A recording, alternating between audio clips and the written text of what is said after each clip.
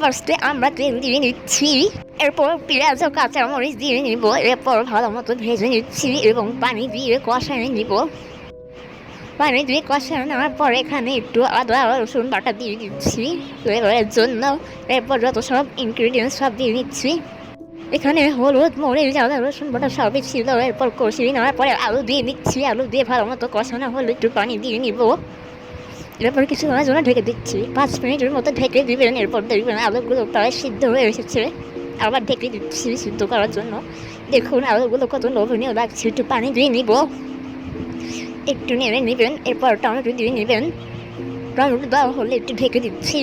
এরপর দেখুন কত সুন্দর। এখন মাছ দিয়ে নিচ্ছি, এগুলো হচ্ছে ইলিশ মাছ।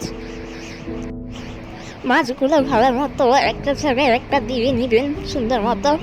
তারপরে এখন এগুলোকে নিয়ে আবার ঢেকে দিবেন সিদ্ধ হওয়ার জন্য। একটু পরে ঢাকনা খুলে দেখবেন কত সুন্দর সিদ্ধ হয়ে গিয়েছে। ধনে পাতা দিয়ে সুন্দর মতো রেখে নেবেন, রান্না করবেন কিছুক্ষণ, একটু ঢেকে নেবেন। উঠে দেখবেন কত সুন্দর লাগছে ইলিশ মাছ। পরিবেশন করেন।